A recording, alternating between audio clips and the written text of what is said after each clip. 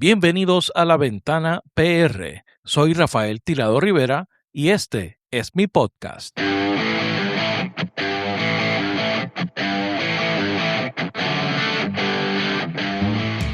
El Carso es uno de los ecosistemas más importantes de Puerto Rico.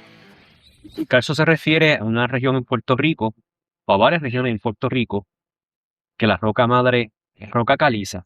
Esa roca es una roca sedimentaria que tiene su origen en el fondo del mar y se forma por la acumulación de esqueletos y restos de otros animales marinos que a medida que van muriendo se van depositando en el fondo del mar.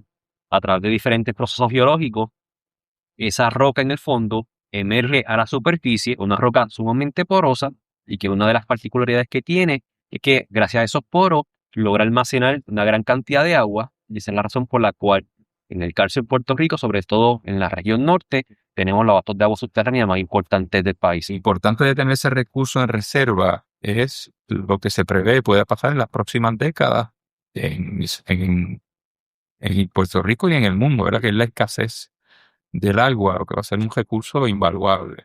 Tan es así que el gobernador Pedro Rosselló firmó la Ley 292 de agosto del 1999. Tras 8 años de estudios, en el 1999 se creó la Ley 292 para la protección y conservación de la fisiografía cársica de Puerto Rico. En esa ley se pretendió establecer en qué medida los acuíferos y todos los recursos del Carso de esa zona podían ser utilizados para el desarrollo, pero sin explotarlos. Esta designación hoy peligra con el proyecto de la Cámara 1079 de la autoría de su presidente Johnny Méndez. Pero hoy una medida para modernizar la ley podría poner en peligro la protección de la zona. Que una medida de Carlos Johnny Méndez podría debilitar la protección de la zona cársica que alberga una de las principales reservas de agua dulce de Puerto Rico. Esto al priorizar su aprovechamiento para el desarrollo económico, sustituyendo el concepto de conservación de sus recursos por la palabra aprovechar. Bienvenidos al episodio 55 de La Ventana PR. Esta semana mi invitado es Abel Vale, presidente de la Organización de Ciudadanos del Carso. Porque en aquel momento no había nada que protegiera el Carso, salvo una ley que había que protegía las cuevas. Se aprovecha al momento la agricultura, la ganadería en la región norte dependen de los pozos profundos del agua que sacan del Carso y más de 400,000 familias dependen del agua que se saca del Carso también. Hay 11 proyectos más propuestos estilo esencia, los cuales se están mercadeando en los Estados Unidos. ¿Por qué? Porque son viviendas de millones de dólares. ¿De dónde saldría la materia prima? Pues del Carso. Recuerda que La Ventana PR está en Substack. Únete a nuestra comunidad en laventanapr.substack.com. Si te suscribes a la membresía de pago podrás tener acceso a contenido exclusivo complementario al podcast. Suscríbete también a nuestro canal de YouTube. El video de esta entrevista ya está disponible. Los enlaces de Substack, YouTube y las demás redes sociales están disponibles en las notas de este episodio. La próxima semana conversó con el editor en jefe del periódico digital El Faro de El Salvador, Oscar Martínez, quien se encuentra exiliado en México por su trabajo de fiscalización al gobierno de Nayib Bukele. Suscríbete a La Ventana PR en donde quiera que escuches podcast y a nuestro blog en Substack. Ahora los dejo con la entrevista a Abel Vale. Abel Vale, bienvenido a La Ventana. Muy buenas tardes. Abel, usted preside la organización Ciudadanos del Carso, que es una organización de gente de la comunidad que se ha organizado para proteger, educar en relación al tema de la zona del Carso de Puerto Rico, que está en el área norte de Puerto Rico. Me gustaría que nos explique los inicios de esa organización, cómo fue que surgió y nos abunde un poco de su historia y con eso tal vez un poco de su trasfondo, ¿no? de cómo es que llegan usted a dedicar parte de su vida al Carso en Puerto Rico. Ciudadanos del Carso es una organización, primero, sin fines de lucro. Se fundó en el 1994 y surge como una necesidad de proteger la región cárstica de Puerto Rico, porque en aquel momento no había nada que protegiera el Carso, salvo una ley que había que protegía las cuevas, pero el Carso es mucho más que las cuevas. Así que en el 94, dándonos cuenta de que había una ofensiva inmensa de destrucción en la región del Carso, nos reunimos un grupo de personas muy preocupadas y decidimos que era necesario formar una organización que educara, pero que a su vez también apoyara trabajos de investigación, recogiera toda la información que había de las distintas agencias del Servicio Geológico Federal, del Servicio Forestal Federal y de distintas agencias también del Departamento de Recursos Naturales y lo llevara al público de Puerto Rico. ¿Por qué? Porque nadie, si no conoce de lo que se está hablando, nadie se enamora de algo que no ve, nadie se enamora de algo que no conoce. Y en este caso, más vale que nos enamoremos de algo que es vital para la vida de los puertorriqueños. Desde el 94 nos dimos a la tarea de incidir en la Junta de Planificación, llevando información, y se incluye por primera vez en la Junta de Planificación el Carso como un área que debía estudiarse y protegerse. Y hubo una serie de adelantos. También se comenzó el trabajo de una publicación que vería la luz en el 2001, pero como toda publicación toma tiempo elaborarla, que se llama El Carso de Puerto Rico, un recurso vital. Y ese es el editor fue el doctor Ariel Lugo, y ahí hay un montón de coautores en ese documento, el cual le muestra al pueblo puertorriqueño la importancia que tiene el Carso para su economía, para la agricultura, para el suministro de agua, cosa que está basada en investigaciones. Conjuntamente con eso empezamos a trabajar con la legislatura de Puerto Rico en el 98 y el 99, y en el 99 se aprueba por unanimidad en la legislatura de Puerto Rico la ley 292 de 1999 ley para protección de la fisiografía kárstica de Puerto Rico. Y esa ley reconoce que si se destruye el Carso no hay forma de recuperarlo. Reconoce que es importante para el suministro de agua, que es importante para la agricultura, que es importante para la industria y que es importante para el suministro de agua también. Una de las cosas que debo aclarar, que realmente la región del Carso más grande en Puerto Rico está en el norte, pero hay Carso en el sur, desde Cabo Rojo hasta Juana Díaz. Buenos días. Hay una zona cársica ahí. Correcto. Y ese Carso es un poco distinto al del norte porque llueve mucho menos. Y entonces la pregunta que tenemos que hacernos, bueno, ¿y qué es el Carso, no? Exacto. ¿Qué significa el Carso? ¿Qué significa? ¿Qué pueblos componen? ¿Cuáles son sus características?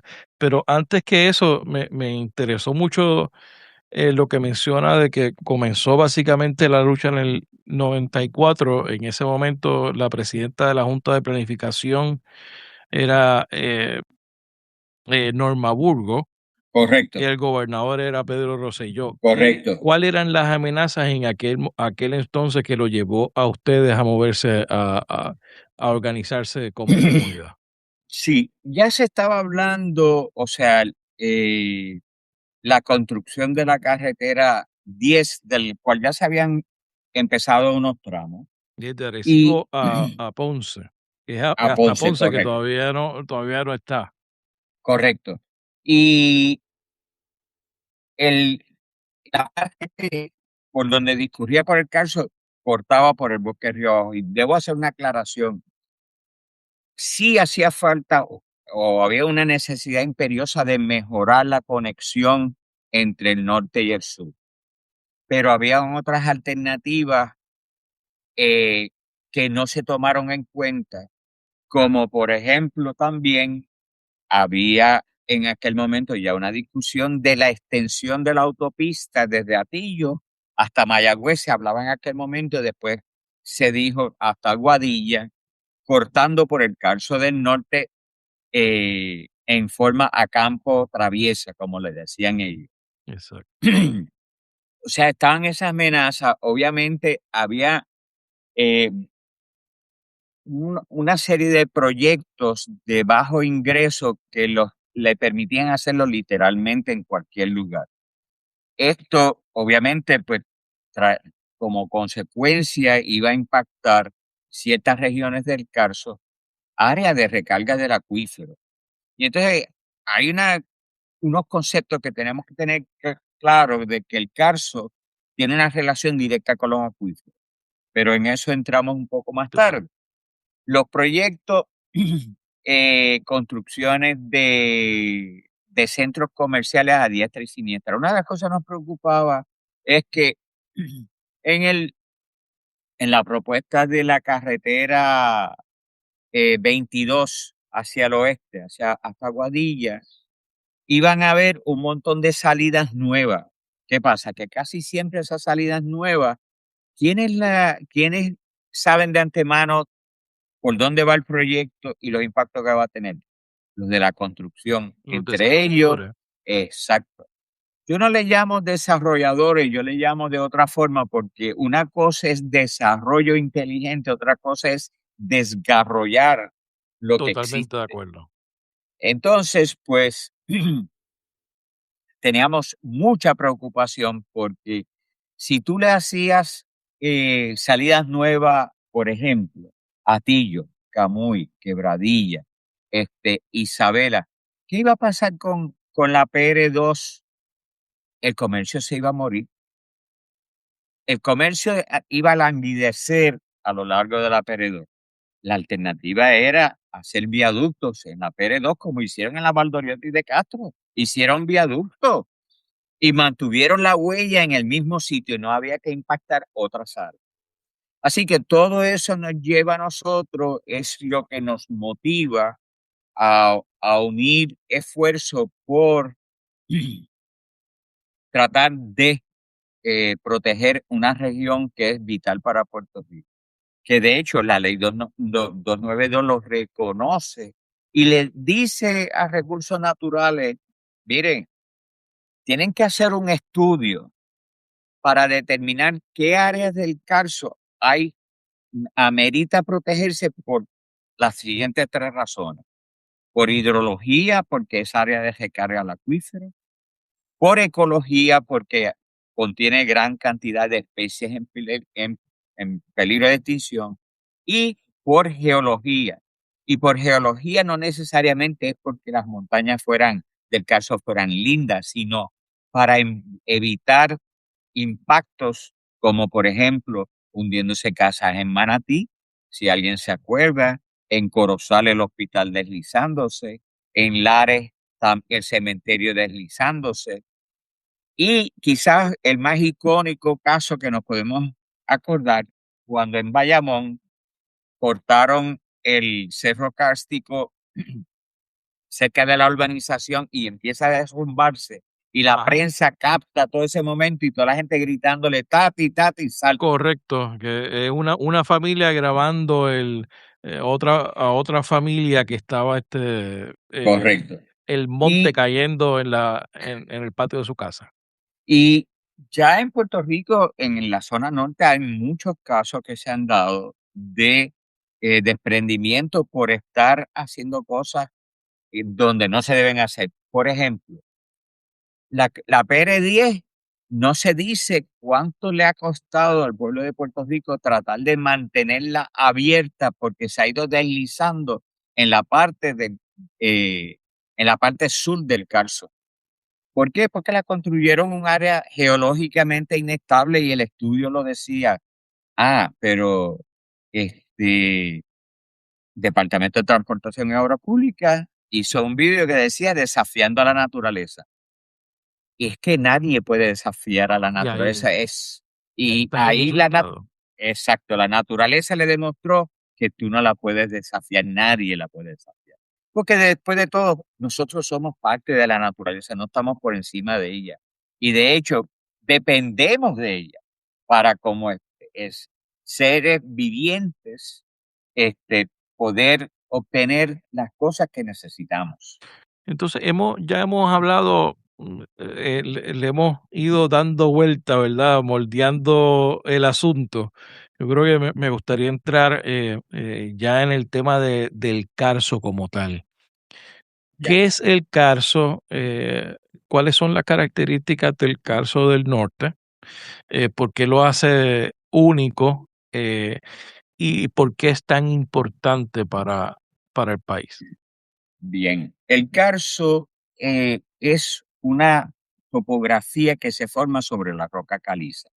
La roca caliza es una roca sedimentaria que se origina en los fondos del mar y no es otra cosa fascinantemente interesante que la primera roca que se forma a partir de que hay vida en el planeta y cierto tipo de vida, el tipo de vida que tiene huesos, que tiene caparazones, etcétera, que están compuestos de carbonato de calcio. Por eso a veces cuando uno está en la zona del Carso, ¿no?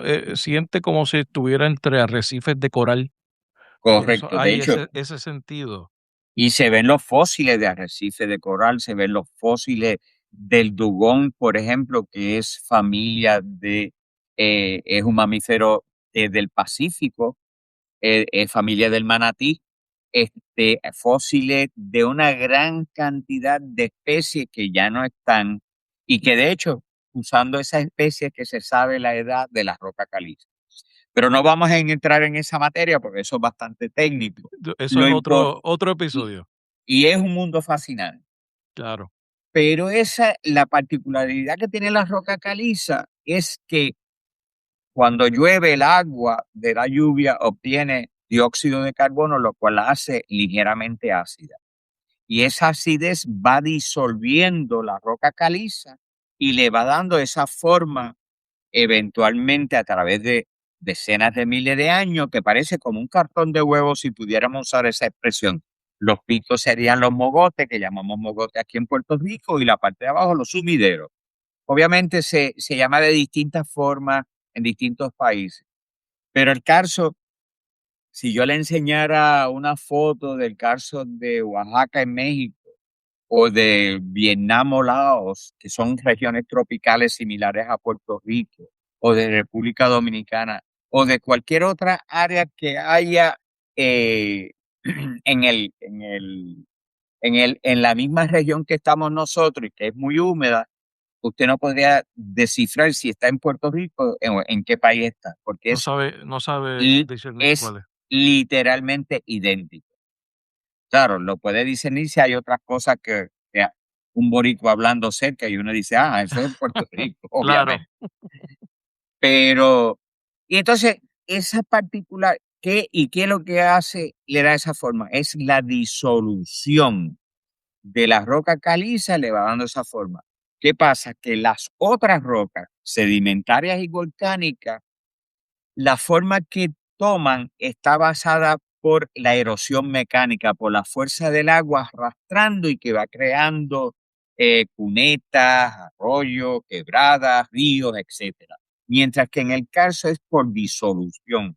Es una forma de desgastar la roca, pero distinta, no por fuerza mecánica, sino por el proceso de disolución. Y ese mismo proceso de disolución es lo que permite crear debajo de ella grandes cavidades que llamamos los acuíferos que se llenan de agua y que son importantísimos.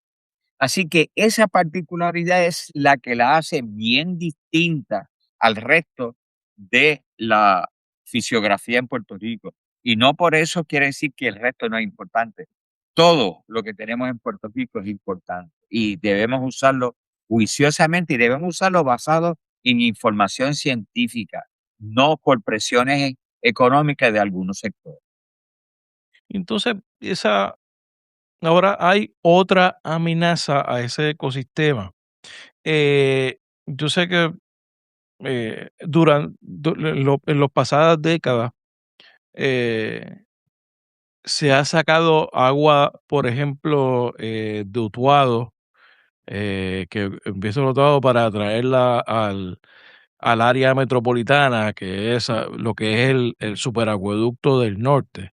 El Carso es parte también, la zona cárcica es también parte de ese sistema, porque que crea los acuíferos que van hacia la zona metropolitana.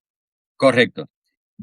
Para darte una idea, obviamente el superacueducto tiene una charca de retención cerca del río Grande de Arecibo. Y esa parte donde está la charca de retención, cuando los niveles del río Grande de Arecibo bajan, recibe agua del acuífero llano del Carso. O sea, ¿por qué? El Carso tiene montones de manantiales hacia los ríos y hacia la costa. Por eso es que los manatí, tú los ves cerca de la costa buscando ¿qué? Agua dulce, que sale de la región de la Roca Caliza, tienen esos manantiales ahí, ¿no?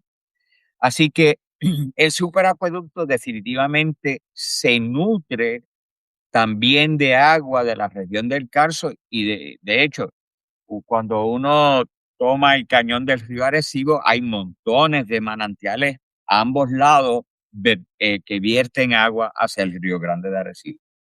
Y ahora con, con amenazas de sequía extrema que se están planteando en los próximos semanas, tal vez meses, los problemas que estamos teniendo en el suministro de agua potable para la zona metropolitana, producto de los problemas de infraestructura de la Autoridad de Energía Eléctrica, eh, hay una nueva propuesta que es el proyecto de la Cámara 1079 que pone en peligro nuevamente ese ecosistema eh, tan importante para el país y los recursos en Puerto Rico. ¿Qué es lo que busca ese proyecto de la Cámara? ¿De quién es el autor?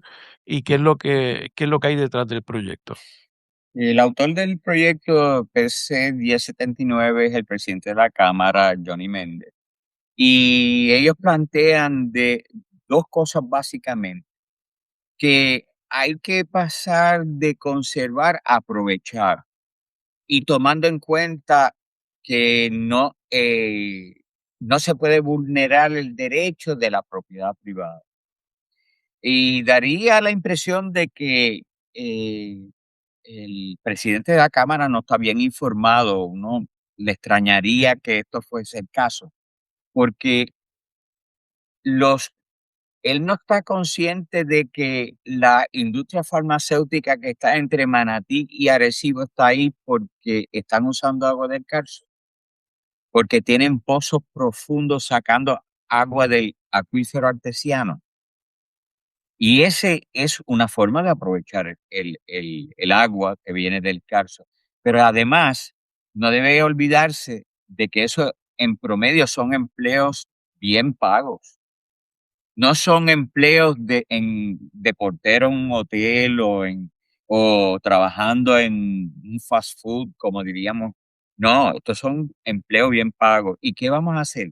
Vamos a aprovechar ahora el Carso permitiendo cosas en las áreas de recarga que pongan en peligro estas industrias. Pero no tan solo eso. Se aprovecha al momento la agricultura, la ganadería en la región norte, de hasta Tillo y hasta Manatí dependen de los pozos profundos del agua que sacan del Carso también. Y más de 400.000 familias dependen del agua que se saca del Carso también. Así que sí se está aprovechando. Lo que pasa es que tienen una confusión porque en la Constitución dice hay que conservar los recursos naturales y su mejor aprovechamiento. Pero usted solamente puede aprovechar lo que conserva. Si usted destruye lo que conserva, no lo puede aprovechar. Y esto es lo que parece que no entienden de ninguna forma. Lo otro es el concepto, y lo que yo planteo no me lo estoy sacando de la manga. Un estudio de recursos naturales que fue el que lo obligó a hacer la ley 292 y le tomó 8 años, dicho estudio, determinó qué áreas eran importantes para la recarga del acuífero. Porque decía que había que hacer un estudio hidrológico, ecológico para las especies que están en peligro de extinción, que de hecho vale la pena mencionar que en el Carso, tanto del norte y del sur, hay montones de especies en peligro de extinción. Por ejemplo, la cotorra de Puerto Rico, el aviario que más cotorra produce en Puerto Rico, se encuentra en el Carso, en el bosque de Río Abajo. Ese aviario le envía cotorras al yunque, porque el yunque apenas produce. Y le envía ahora al área de liberación nueva en Maricao. También es el área del Sapoconcho. El Sapoconcho está en el Carso del Sur, en el bosque seco de Guánica, y en el norte también. Que de hecho mañana tenemos una liberación de renacuajos aquí en el Tallonal de los renacuajos del Sapoconcho. Así que el guabairo, especie en peligro de extinción, la mariquita, especie en peligro de extinción, eso por solamente mencionar algunos. Y de hecho, el estudio que se hizo demostró que el Carso tenía la mayor diversidad de todas las especies de Puerto Rico, tanto de flora y de fauna. Así que estamos hablando de un área rica también ecológicamente. Ese estudio se llevó, porque la ley lo estipulaba, lo tenía que usar la Junta de Planificación para zonificar y determinar áreas que el impacto fuera poco. O sea, por lo general, suelos rústicos especialmente protegidos. Puedes sí tener puedes tener agricultura, puedes hacer una casa, pero no te van a permitir poner una gasolinera ahí porque sí. La gasolinera tiene un derrame, Hay un derrame. se afecta el acuífero. No te van a permitir hacer una urbanización de 100 casas porque vas a afectar la permeabilidad del suelo que alimenta los acuíferos. O sea, es algo bien estudiado, no es algo a la ligera. Y usando ese criterio, la Junta de Planificación hizo una serie de áreas y creó el reglamento para la protección de la región cárstica. Y vale la pena recordar de que en la región norte, en el Carso, vive más de 1 millón de personas. O sea, no es que no se esté usando.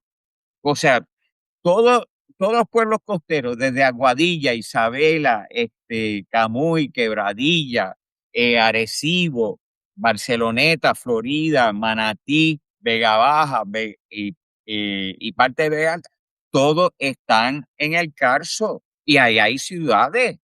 Así que hay una gran cantidad, inclusive el área metropolitana, San Juan, que no hay ya tantos mogotes. ¿Por qué? Porque, bueno, busquen con qué hicieron las murallas en el viejo San Juan, hicieron el Morro, hicieron el San Cristóbal. Claro, eso la sacaron de ahí también. Exacto. Así que, o sea, que estamos hablando de algo que para mí es fascinante y es lo que me da pasión de tratar de defenderlo, porque estamos hablando de un sistema natural que provee recursos y hay que ver la naturaleza como sistemas naturales que nos proveen recursos. Porque hablamos de recursos naturales, pero espérate. No, espérate. la naturaleza funciona de cierta forma independientemente de cómo nosotros querramos que funcione. La legislatura puede hacer todas las leyes que quiera, pero la naturaleza tiene su forma de operar. Puede decir, prohibimos los huracanes y va a pasar el huracán cuando le dé la gana. O sea, Claro. nosotros tenemos que ubicarnos y ser sensatos en las cosas que hacemos. Sí, el proyecto también elimina la descripción de la geografía de la zona cárcica, eh, la franja del norte, y deja la Junta de Planificación para que lo delimite por su valor geológico, ¿no? ¿Qué riesgo es que un mapa científico se vuelva una decisión discrecional de la Junta, que ya no va a ser la Junta, que ahora es el Departamento de Desarrollo Económico? Porque otra cosa, yo creo que es importante, sería bueno hablar, ahora es el Superdepartamento de Desarrollo Económico, que tiene una ley de supremacía. Y que tendría un conflicto de interés definitivamente entre tratar Conflicto de claro. balancear supuestamente, y para eso hay agencias independientes que velan porque haya un balance. Es de la misma forma que hay una rama judicial, una legislativa y una ejecutiva para balancear los distintos potenciales intereses que pueden haber. Pero aquí no, aquí lo van a poner todo en una sola agencia que lo que promueve es el desarrollo económico, que uno se cuestiona realmente cuán eficiente ha sido cuando una tercera, casi 1 millón de puertorriqueños se han tenido que ir del país, cuando el país se fue en bancarrota y si seguimos por ahí, eso sería otro programa completo. Pero realmente, realmente es un sinsentido lo que se pretende hacer. De hecho, la, informa- la información, recursos naturales, y la Junta de Planificación fue un pleito legal que se tardó 14 años. Y fue el tribunal que le dijo, no, no, no, la ley, esto es claro y lo dice y ustedes lo tienen que hacer. Y el tribunal fue paso por paso en todas las distintas fases. O sea, ¿qué quieren decir? Que lo que se hizo anteriormente por el Departamento de Recursos Naturales, ahora la Junta de Planificación va a tener más peritaje en áreas que no le competen, porque una cosa es planificar, uno planifica con la información, hace planificación urbana, hace planificación económica y de distintos tipos, pero no tienen el peritaje, ellos reciben el insumo de peritos de otras áreas para poder planificar. Y ahora le van a dar ese encargo, entre comillas, a ellos para que lo hagan. Entonces, y esta ley, recursos naturales, ¿cuál sería su función? Literalmente ninguna, le quitan Wow. todas las potestades. Y otra de las cosas, hacen desaparecer, por ejemplo, hasta la reserva del río Panamá la eliminan. O sea, estamos hablando de un proyecto de ley que uno se pregunta, ¿quién está detrás de esto? ¿Quién se beneficia? Eso le iba a ¿El, pu- preguntar. el ¿Quién pueblo de usted Puerto piensa que, Rico? quién usted piensa que está detrás de esto? ¿Quién es las personas, los grupos que están impulsando este tipo de legislación? Porque como hemos visto, no es la única que se está discutiendo en esta Correcto, sesión. correcto. En esta sesión hemos visto algo que le pone los pelos a cualquiera de punta cuando están tratando de literalmente privatizar la zona marítimo terrestre, lo cual nos pasaría como Jamaica. En Jamaica la gran mayoría de la zona marítimo terrestre está en manos privadas y los jamaiquinos apenas tienen 1%, creo que un 5% de áreas públicas. O sea, Sí, no, en no tienen Puerto, acceso. exacto, en Puerto Rico, que una de las pocas cosas que puede hacer el puertorriqueño promedio que no tiene grandes recursos es ir con su familia a la playa y quizás pagar un estacionamiento, pero la playa es gratis versus que nos cierren todos los accesos a las playas y entonces, ¿qué van a hacer los padres y las madres puertorriqueñas con sus hijos. O sea, ese es un proyecto de ley. Otro proyecto de ley que es nefasto es el que ahora nos imponen peaje si vamos a cuestionar, y llamo peaje la fianza del 10%. Una fianza Correcto. que hay que poner si una comunidad o un vecino quiere cuestionar un proyecto. Pues si la comunidad la quiere cuestionar y el proyecto es de $1 millón, el 10% son 100,000. La comunidad tendría que buscar una fianza de $100,000. Tiene que sacar 100,000 pesos para Exacto. una fianza.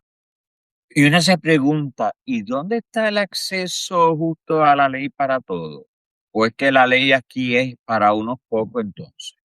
Porque habría que hacerse esa pregunta. Si usted le está privando las oportunidades a las personas y a las comunidades de pedir justicia imponiendo una fianza, o sea, esto es inaudito y se impone una fianza tradicionalmente a alguien que viola la ley y si la puede pagar, la paga y se mantiene en la libre comunidad. Si no, pues lo encierran mientras hay un juicio.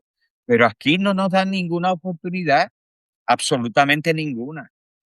Y esto tiene que preocuparnos de cara a varios proyectos que vienen. Y si uno pone todos esos proyectos que están en el tintero junto con la ley de permisos, que es está ante la Cámara y el Senado, en la Cámara es la P de la C 1213 y en el Senado es la P de la S 1183, de casi 900 páginas, para los cuales no han dado vistas públicas. O sea, el pueblo de Puerto Rico no tiene derecho a expresarse sobre algo que tiene que ver con el futuro de la vida de todos los puertorriqueños. Y aquí entonces se está legislando para unos pocos. Y tenemos que preguntarnos, ¿quiénes financiaron las campañas electorales en las pasadas elecciones? ¿Quiénes crearon un super PAC? Fueron los contratistas, la Asociación de Contratistas de Puerto Rico. Y ellos fueron bien claros y fueron bien abiertos y dijeron que iban a endosar a aquellos que favorecieran las cosas que ellos querían. Estamos viendo algo muy similar a lo que está pasando en Estados Unidos, Sí. que el No que hay tiene que ir muy dinero, lejos a buscar. exacto, estamos emulando no cosas positivas del norte, sino cosas negativas. Lo único, y esto para la gente que nunca lo ha pensado, Estados Unidos es un país continental y tiene 350 millones de personas, y eso parece mucha gente. Pero si Estados Unidos tuviese la densidad poblacional que tiene Puerto Rico, por milla cuadrada tendría casi 3,000 millones de personas. Imagínense. Así que esa es la realidad nuestra, una realidad isleña que tenemos que cuidar todo lo más mínimo que tenemos. Y no estamos en contra de que haya progreso, pero que haya progreso para todos y no para unos pocos. Y hay y ese precisamente es un argumento que he estado haciendo en estos episodios, de que hay gente que ve al desarrollo de Puerto Rico o mal desarrollo, como le querramos llamar, ¿verdad? De Puerto Rico, pues pensando cómo se desarrolla en Miami, cómo se desarrolla en Texas, cómo se desarrolla en California, ¿verdad? Que son extensiones enormes de terreno, que lo que pasa en una esquina probablemente no afecta el otro lado, ¿verdad? Pero Puerto Rico es una isla y tiene una realidad geográfica y geológica de la cual no puede escapar. Correcto. O sea, De hecho, más aún, si Puerto Rico fuera a emular, debería emular sitios, por ejemplo, aun cuando es un continente, pero Suiza es un país pequeño. Y Suiza densifica en las ciudades las viviendas. No anda dispersando a diestra y siniestra eh, las urbanizaciones. Nosotros hemos tomado el muy mal ejemplo de las urbanizaciones fuera de los centros urbanos de Estados Unidos. ¿Y qué es lo que hemos hecho? Hemos matado los centros urbanos los que parecen desiertos. Y podríamos tener una vida rica en las ciudades si se hubiese pensado de otra forma y no se hubiese permitido. Más aún, estamos jugando no tan solo con el agua, que nos preocupa mucho con lo de los acuíferos, pero con la agricultura. Puerto Rico, no, porque toda la comida viene del norte. Sí, pero cuando al norte se le ponga difícil las cosas, ¿ellos van a pensar en nosotros? No, ellos van a pensar en ellos. Y nosotros tenemos que pensar en nosotros. Tenemos que pensar en qué es lo que le vamos a legar y le vamos a dejar a la gente joven de este país para el futuro. Y eso es lo que no estamos viendo que juiciosamente están haciendo en la legislatura de Puerto Rico. Al revés, da la impresión de que andan con mucho apuro por pasar leyes para, antes de que termine el cuatrenio, por si no los vuelven a elegir. Y desafortunadamente, esto no me lo invento yo, lo dice la historia, la corrupción en este país ha sido de espanto. Terrible la experiencia con la corrupción. Y eso, a veces, escuchando todas las cosas que están pasando, uno pensaría que es eso, como que estamos, puede ser que nos regresemos, o gente que piensa como nosotros no regresen, entonces ahora esos grupos están empujando estos proyectos. ¿Qué tipos, si vamos a pensar de que se apruebe este proyecto, ¿a qué tipo de proyectos de desarrollo se estaría abriendo en el CARSO? ¿Qué, qué, qué, Ah, qué, cuáles son los intereses? ¿Qué proyecto suena? Viabilizaría hacer la PR22 sin mayor problema. Viabilizaría una cantidad grande de canteras. Y las canteras tienen una relación directa con cuánta construcción de carreteras hay y cuánta construcción de edificios, etcétera, hay, ¿no? Por ejemplo, algo que no se está diciendo públicamente, aparte del proyecto de Esencia, que es un megaproyecto en Cabo Rojo, hay 11 proyectos más propuestos estilo Esencia, los cuales se están mercadeando en los Estados Unidos. ¿Por qué? Porque son viviendas de millones de dólares. No son para los puertorriqueños. ¿De dónde saldría la materia prima? Pues del Carso. Como Esencia pretende hacer un proyecto donde no hay agua, con campo de golf y todo lo demás, prometiendo de que sí. Pero sí, mira, ese cuento de la promesa de que va a haber agua, de que la vamos a conseguir, eso dijeron del superacueducto. Me acuerdo, dijeron, San Juan jamás va a faltarle el agua. Se resolvió el problema del agua en la zona Exacto. metropolitana. ¿Y qué ha pasado? No, y eso fueron 500 millones de dólares aproximadamente. Eso fue también como todo esto, el tren urbano. No, se va a resolver el problema de los tapones. Ni siquiera tuvieron la capacidad de integrar el tren urbano con la Autoridad Metropolitana de Autobuses. Y sirve un cantito bien corto de unos 14 a 16 kilómetros. Y ahora están hablando de extenderlo. Claro, me imagino que estarán buscando fondos federales porque un país quebrado no tiene el dinero para hacer otro megaproyecto como ese. Pero mientras haya fondos federales, hacen jauja.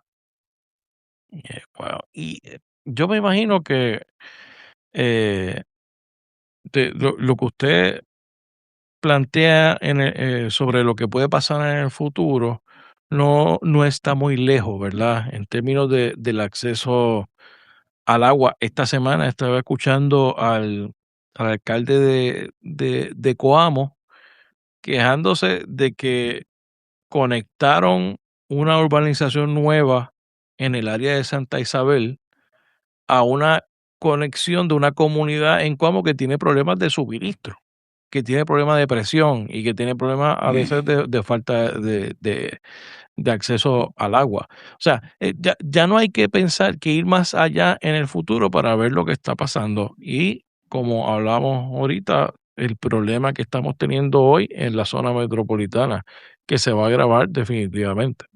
Más aún, ese mismo caso que usted acaba de traer salió ayer en una de las cadenas de noticias de Puerto Rico, que estaban ante la situación del acuífero del sur que ha bajado tanto y la escasez de agua que hay y la sequía que no hay recarga del acuífero, estaban hablando de que la alternativa era extraer agua del acuífero del norte para alimentar el acuífero del sur, lo cual demuestra cómo si seguimos haciendo las cosas como las estamos haciendo, nos estamos dando un tiro en el pie. Ahora bien, todavía la PDLC 1079 no se ha aprobado. Nosotros tenemos una campaña en Facebook, en nuestro portal web y en change.org, pidiéndole a la gente que le envíen cartas al presidente de la Cámara de Representantes, que firmen en change.org, se llama que exigimos vistas públicas para el PDLC 1079. Si lo buscan así, le va a aparecer en change.org. Y lo pueden firmar porque mientras más firmas, ya hoy hemos recogido aproximadamente 1000 firmas. Es importante dejarles saber a los legisladores que hay un pueblo consciente que no quiere que continúen haciéndose las cosas mal, que pongan en peligro el futuro de las personas que estamos al momento y de los que vengan detrás, para que a ver si toman conciencia y se detienen este tren que no para de cambios a la legislación ambiental en Puerto Rico, que la quieren destruir en esta sesión legislativa. Quieren destruir lo que se ha hecho en 40 años y sin explicar ni dar vista pública, porque en ninguna han celebrado vistas públicas. ¿Y por qué tanto silencio al pueblo de Puerto Rico? Eso, algo esconden. Nosotros vamos a compartir la petición en línea y obviamente la página de Facebook de Ciudadanos del Carso Y de Instagram también. y de Instagram también a a las personas que están suscritas a nuestro canal en Substack en laventanapr.substack.com. Si se suscriben ahí, van a recibir por correo electrónico esa información complementaria a este episodio, que yo creo que ha sido muy, muy importante tener esta discusión y obviamente escuchar a la gente que está de frente en estos temas. Abel, creo que tienes un libro que nos vas a recomendar. Bueno, tengo dos. Uno, depende la literatura que le guste a las personas. Uno Muy bien. es por parte de la doctora Josefina Arce, catedrática retirada de la UPR en química y agricultora. Lleva más de 20 años como agricultora. Y escribió un libro que se llama Tierra. Y es nuestra relación de los humanos con la tierra que habitamos. Un libro excelente, fácil de leer. Los recomiendo porque es muy, muy bueno. Además, ayuda a reflexionar sobre nuestra relación, donde nosotros no estamos por encima de los demás seres vivos. Porque todo está en la vida, está interconectado y está conectado en una forma que permite ese flujo de la vida. El otro libro muy interesante, lo tuve en una feria de libros aquí en Arecibo, se llama La Tercera Rebelión, y es un libro de ciencia ficción basado sobre la historia de Puerto Rico. Es qué interesante. un tema post-apocalíptico. ¿Cómo se llama? La rebelión. La Tercera Rebelión. La tercera. Porque dice que la primera fue un desastre. Son 3 libros. Yo adquirí uno para ver cómo era. La primera fue un desastre, la segunda fue derrotada y la tercera será imposible. ¿Y quién es el autor? El autor es J. del Trono. Del Trono. Del Trono, ok. Interesante. Y Qué bien. pero está muy interesante, muy interesante. Realmente de noche, pues leo por lo menos un par de capítulos para orientarme cómo. Y fascinante, son toda una generación de gente joven. En esa feria de libros no había grandes editoriales, todos eran gente joven publicando sus libros, Qué bien, lo cual hay mucho joven publicando mucho, libros, sí. muy bueno. Eso da esperanza, ¿verdad? Y eso nos ayuda a terminar de manera positiva el podcast, ¿verdad? Que es importante. A ver, ¿dónde conseguimos la organización? ¿En qué Ok, redes están? si buscan en cualquier buscador, ponen Ciudadano del Carso, lo va a tirar a nuestro portal web. De hecho, en nuestro portal web, ahí hay las peticiones a los representantes, a los senadores, porque tenemos varios de los proyectos también, no tan solo el P de la C 1079. Hay información amplia sobre el Carso. Sobre el caso, es un muy buen website, Exacto. está muy bien hecho. Tenemos distintos videos cortos y de distinta naturaleza. Y para los que les interese más el tema, pues tenemos una bibliografía para que se eduquen de tener interés en ello. De hecho, ha sido tan impactante lo que ha pasado últimamente que recibimos de uno de los de los que nos siguen en Facebook, hizo un cuento sobre el Carso, el cual lo desarrolla con su hija que está en cuarto grado. Y va llevando la explicación y lo subimos al Facebook y al Instagram porque nos pareció muy interesante. Qué bien. La imaginación y lo que plantea es totalmente cierto. Qué bueno. Está en Instagram, en Facebook y obviamente el website. Entras en Correcto. Google y ahí está la organización Ciudadanos del Carso, que hace falta más organizaciones como esa en los diferentes De hecho, regiones y no, en los diferentes temas del de hecho, Carso. no hemos tenido, una de las cosas que nosotros hacemos es, por ejemplo, tenemos una estación de campo aquí en Arecibo que tiene 22 camas. Ahí vienen investigadores, estudiantes, etcétera, que hacen estudios sobre flora y fauna de Puerto Rico en distintas cosas, inclusive vienen de afuera y están estudiando, por ejemplo, los virus que se transmiten a través del aire, cosa que es muy importante hoy en día ante el cambio climático, como los virus Importantísimo. están.